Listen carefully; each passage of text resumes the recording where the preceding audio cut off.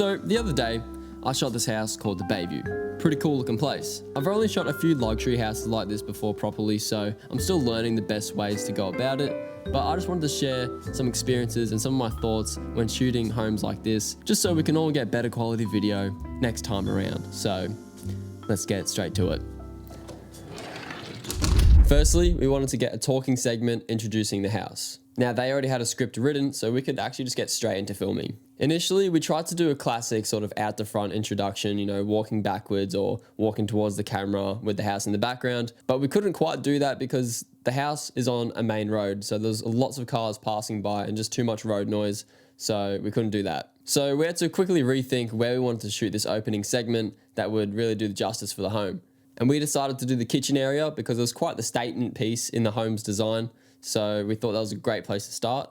To make filming this little intro script piece a little bit more efficient, we decided to split the 3 sentences into 3 separate little scenes, just so that the actress, in this case my sister, could just say 1 sentence at a time and not have to memorize a whole paragraph for 1 intro, 1 take. Because later in the edit, I know I can have B-roll over the top to hide the cuts, and plus I think it's actually a bit more interesting that each sentence is in a different spot of the home, already starting to showcase, you know, the home's design and how it looks. So we ended up getting that done pretty quickly, maybe about 20 minutes or so. It's always hard to get up and going, you know, get your talking going and all that. So you get nice and warm and you get in a flow state and it's done pretty quick. Moving on to actually shooting the home.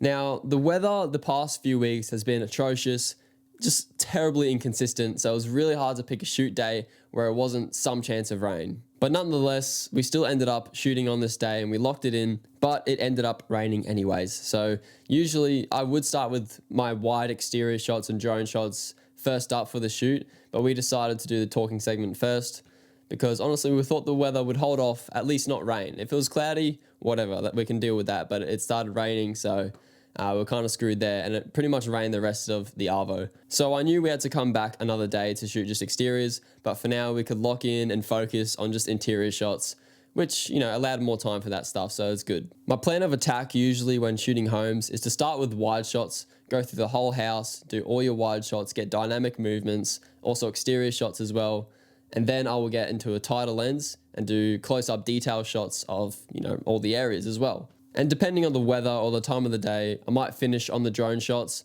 but sometimes I might also start on the drone shots. So it just kind of depends what's going on that particular day. So one of the challenges shooting this house was sort of the darkness in the interiors, and it was quite hard to expose for. As you can see in the footage, I had to expose more for the inside rather than trying to save some of the outside highlights, which it is what it is. I mean, my camera probably doesn't have the best dynamic range. It's micro four thirds sensor, so it's a smaller sensor. Doesn't allow as much light in as, say, a full frame sensor would. Luckily, the rest of the house was quite fine to shoot. Upstairs was a bit more white walls, so it was brighter ambient light. There was bigger windows in the bedrooms and all that. The only other challenge was the warm accent lighting everywhere, and you know, it's part of the home, so I had to show it off as it was. But honestly, sometimes it just doesn't look that good when everything is too orange and warm, but that's just how it looks in the actual home. So it's kind of hard to make a video look good, especially when there's a person in it. And, you know, maybe they're, like, for example, under the kitchen where everything's got that orange accent lighting, you know, the subject, the person walking there is looking a bit orange. There's nothing really you can do because you want to show off that warm lighting accurately and how it actually looks in the home, but it just doesn't look great on a person walking through it because, you know, skin tones are just way too warm. But I decided to lean into it more. We wanted to go for a more bold look and really show off the home. So, hey, I think it works. Let me know your thoughts in the description. Opinions are opinions. So for this house, I decided not to use my 55mm lens, which I would usually use for close-up detail shots. This time I used my Sigma 18 to 35mm and I used it on that 35mm focal length. And I just felt the 35mm was close enough. It was sort of like a mid-range to a close-up shot. Obviously 35mm I'm talking about on my micro four thirds camera, so it's kind of different than comparing it to a full frame equivalent. I just thought the 35mm focal length was sort of a perfect mid to close in between sort of focal length. And knowing later in post and in future edits for social media, I'm going to crop in vertically anyways. So to me, it's kind of okay to be a bit more on the wider spectrum of things for these detail shots than to be super close up, because if you're too close up and you're cropping in on vertical, then it's like, what are you actually even shooting? People don't even know like what the detail shots are. And that's why I also shot this whole thing like this on open gate 4:3 aspect ratio. So then it's much easier to crop in. You save a lot more vertical resolution.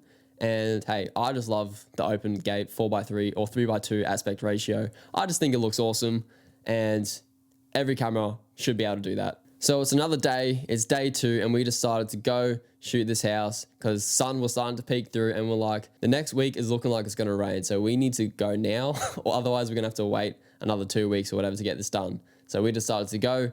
I only needed a couple more hours on set. On set?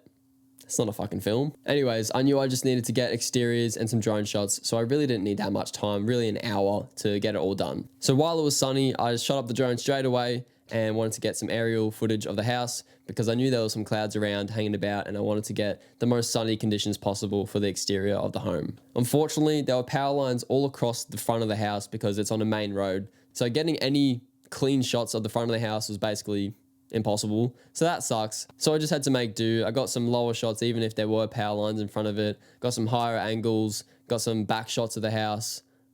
Back shots. And I love using the telephoto camera on my drone, the Air 3S. It just gives a really cool dynamic image when you're doing some parallax effects, compressing the background a bit more. So the subject and the background, you know, it sort of compresses it in a weird way and you get some really dynamic shots.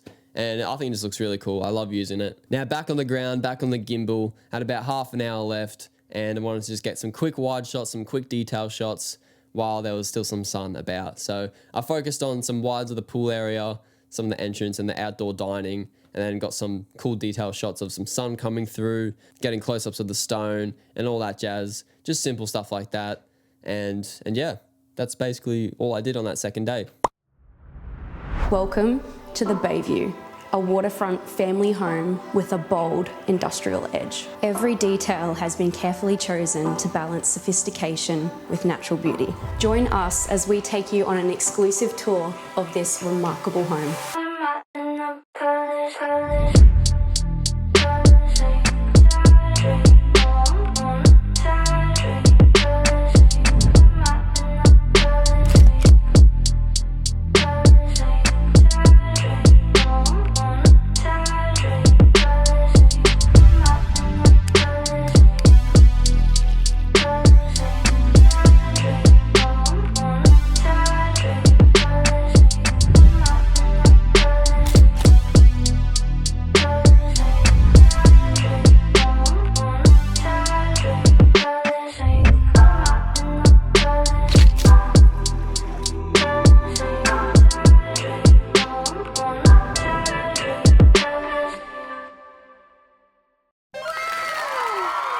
So shooting this home, it took about 5 to 6 hours to shoot in total. It was about 4 hours for the first day and about an hour and a half for the second day. Now keep in mind, I wasn't shooting this as a standard sort of real estate video. I had to make sure to get a bunch more extra B-roll shots for future video work and future reference. I know this was a bit of a random video, but I just feel like I had to put this together for you guys because I had this BTS footage and I didn't want it to go to waste. So I thought I'd may as well make something out of it to show some experience and some lessons learned, and we can all get better from it. But yeah, let me know if you guys actually want more BTS videos like this. I might refine the concept and the way I shoot these a bit better so it's a, you know, better video for you. But yeah, let me know and I'll try and also get a better POV setup. But for now, this is what you get. So.